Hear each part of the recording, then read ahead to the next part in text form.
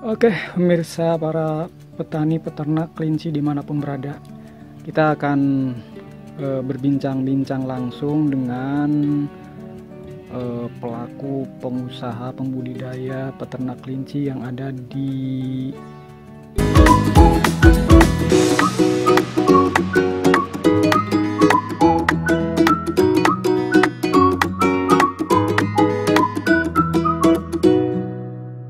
ini kan sudah lama budidaya di ternak kelinci ini.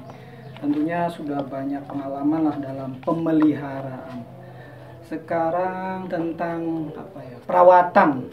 Mungkin kan kayak di dalam ternak itu kan ada, kalau di bebek atau di kambing juga ada vaksinasi, ada tentang apa sih, obat cacing. Nah, kalau di kelinci ini perawatannya sama apa saja? Sama juga. Jadi dari pertama kita misal nih mau dikawinkan, usahakan si kelinci sebut tuh udah sehat.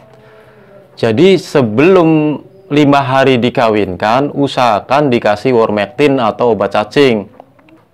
Ya, setelah melahirkan, usahakan kalau mau dikawinkan, itu kita udah kasih vaksin dulu. Vaksinnya cuma itu aja, Wormectin, kalau enggak obat cacing. Jadi giliran dia bunting, posisinya udah stabil, udah sehat.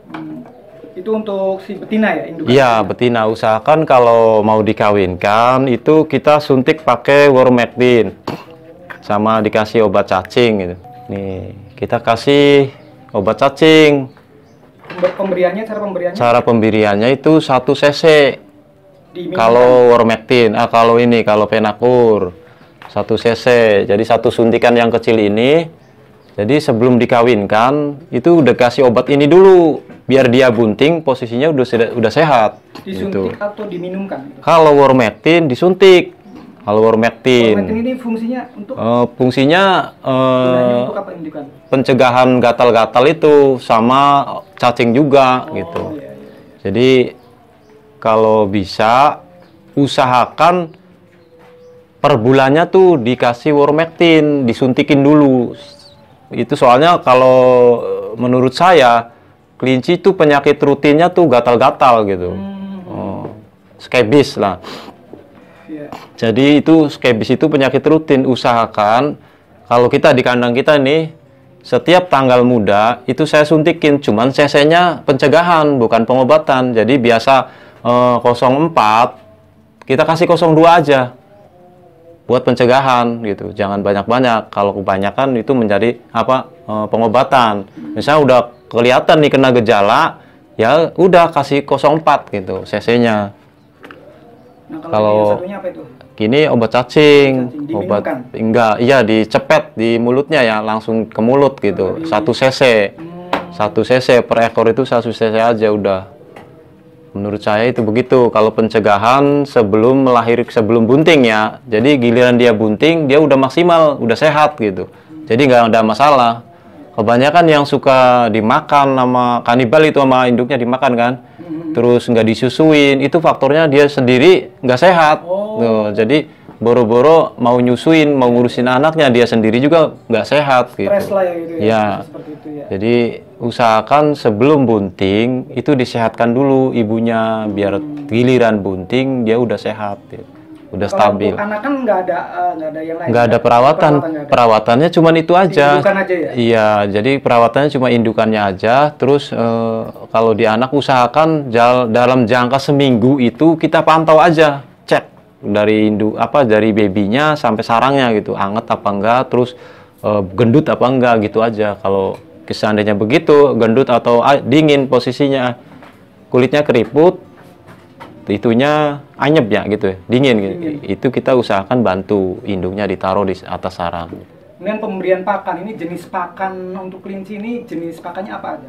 Ya harusnya sih kalau di alamnya kan rumput ya, cuman rumput itu kita nggak bisa difokuskan gitu. Kalau bisa dicampur-campur yang 1 hari itu, nggak misalnya rumput tuton aja. Harusnya nggak begitu, dicampur-campur, biar dia tuh nggak bosen dalam jangka 1 hari itu. Ada pemberian pakan selain rumput? Ya pemberian pelet harus ada, cuman bagi saya itu khusus peternak lokal itu cuma bisa mencegah ya, maksudnya buat asupan ini aja yang lagi beranak gitu. Kalau kita lagi nggak lagi beranak mah kita nggak kasih. Soalnya hitung-hitungan host itunya tuh nggak kurang lah. Ya jadi kita kalau fokus ke pelet, hitung-hitungannya kita gosang gitu. Jadi kita kita ternak tuh nggak ada lebihnya lah gitu. Tapi kalau kita pakai rumput, iya, buat ini aja, buat menyetabilkan nutrisi sama yang lagi menyusui gitu. Soalnya dia kan lagi menyusui nih, butuh nutrisi bagus. Nah, kita pakai pelet gitu. Peletnya apa aja tergantung cocoknya gitu, tergantung maunya. Semua pelet pasti bagus gitu. Karena dia juga nggak mungkin asal-asalan ngerakit pelet tersebut, sudah pasti udah di itu gitu, cek lab gitu. Oh, pemberian pakan tadi dalam sehari berapa kali? Dalam sehari itu 2 kali. 2 kali. Pagi sama sore. Tapi usahakan kalau ngasih makan, jam makannya itu harus tepat. Misal kita pagi nih sempatnya jam 7, ya jam 7 aja. Gitu, biar dia tuh tahu. Misalnya pas giliran dia mau makan, dia nggak yang kita istilahnya peternak itu belum ngasih makan, dia juga stres juga itu. Aturan pas jamnya dia nih jam segini nih saya mau makan gitu, dikasih kan dia udah tenang gitu. Tapi kalau pas jam makan kita nggak kasih, kebanyakan stres. Usahakanlah gitu jam makannya tepat. Misal pagi jam 7, malamnya jam berapa gitu, jam 6 lah, atau jam 7 nggak masalah. Yang penting tepat jamnya. Insya Allah pasti sehat terus kelinci karena jam makannya teratur gitu.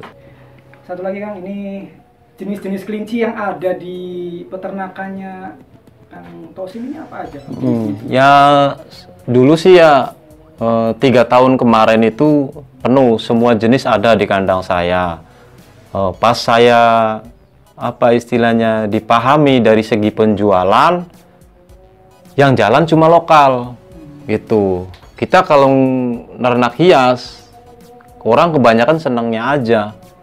Giliran suruh bayarin dia nggak mau gitu, karena umumnya Indramayu taunya kelinci, nggak tahu jenis, nggak tahu harga gitu. Makanya kita lari ke lokal. Nah sekarang yang kita fokuskan, menurut saya apa dulu sih yang laku gitu? Oh yang laku lokal, ya udah lokal aja. Ngapain sih kita cari-cari yang mahal-mahal? Kita cuma bisa nernak, nggak bisa istilahnya, nggak bisa bantu bareng-bareng itulah kita menghasilkan gitu. Nah kita kan ngasih makan kan juga capek gitu kan, kita harus ada penghasilan dari kelinci. Tapi kalau kelincinya kita diem kandang terus sampai berkembang biak banyak di kandang, ya sama juga, ya itu mah cuma hobi namanya, bukan usaha gitu. Kalau menurut saya hobi sambil usaha gitu. Jadi istilahnya kita hobi itu hitung-hitung ada hadiahnya lah gitu dari kelinci. Makanya kita larinya ke lokal gitu. Nah sekarang yang ada di kandang saya itu lokal. Karena menurut saya yang bisa membantu ekonomi saya itu lokal. Karena yang laku di daerah Indramayu itu lokal. Ada aja yang seneng hias, cuman nggak begitu mayoritas. Kebanyakan larinya ke lokal. Oh ya Kang Sim, untuk ukuran kandang ini per ekor ini seperti apa idealnya per ekor ini, panjang dan lebarnya itu ya? Kalau idealnya kandang itu tergantung peternaknya juga ya, keinginannya. Cuman menurut saya bagusnya itu kan soalnya kandang kan di saat beranak dia terlalu sempit kalau buat kandang sarang kayak model begini nih. Ini kan ukurannya 40, 50 sampai 60. 60 itu. Ini lebarnya berapa? 40. Ini 50. 50. Kesananya belakangnya? Ke belakangnya 60, dia tingginya cuma 40. Kalau masalah tinggi cukup lah, menurut saya 40 itu cukup. Cuman masalah ke belakangnya yang kurang tuh. Jadi kalau menurut saya ukuran kandang ke belakangnya itu lebih panjang. Sekitar berapa? Itu minimal itu 70 cm. Ke belakang ya? Untuk Karena lebar sama tinggi cukup? Lebar sama tinggi cukup. Cuman menurut saya ke belakangnya aja, soalnya dilihat dari buat dia tiduran atau kandang sarang terlalu sempit. Iya betul. Ini kan saya beli kandang jadi ya dari daerah Sumber itu, dari Sumber Cirebon. Ini kandang jadi Jadi ya udah jadi begini ya udahlah gitu. Tapi menurut saya ukuran kandang itu usahakan ke belakangnya agak melebar gitu. Jadi soalnya buat kepotong ini nih kandang sarang ya. Iya, jadi kalau kita dikasih kandang sarang dia sempit, kasihan induknya tuh buat nggak leluasa lah gitu pergerakannya gitu. Jadi menurut saya usahakan ke belakangnya itu lebih lebar gitu. Mungkin kayak minimal yang itu ya, 70. Yang seperti itu ya mungkin ya. Yang di dalam itu ukurannya 90 itu yang punya saya, itu rakitan sendiri ya. Kalau ini kita beli jadi sih, ini juga rakitan sendiri. Nah ini panjang nih. Iya, ini kalau rakitan saya udah pasti panjang, soalnya dia ke belakangnya itu saya 90 iya saya atur buat sarangnya itu, jadi dia bisa gerak bebas gitu. Usahakan ke belakangnya 90, kalau enggak ini 70 juga nggak masalah, yang penting dia agak buat geraknya induknya itu agak mending lah, bebas gitu. Kalau segini 60 terlalu sempit tuh, buat tiduran aja dia susah gitu, induknya kasihan gitu. Harusnya nih bagusnya kandang 60 50 ke belakangnya 70, jadi lebih bagus. Ini lebarnya 50, ya, lebarnya 50, lebarnya 60, tinggi 50, ke belakangnya 70. Jadi dia leluasa.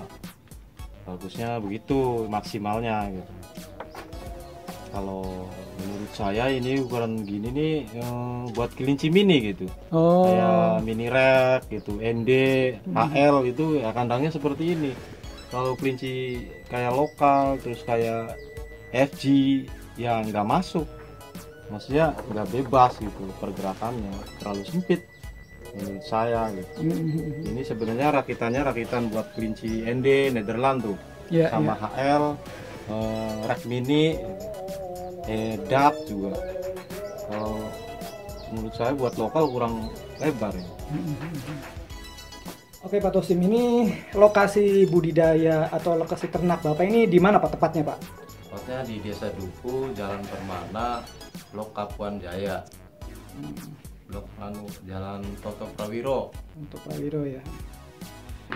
Oke pemirsa, terima kasih nih buat Kang Tosim atas penjelasannya tentang ternak kelinci ini.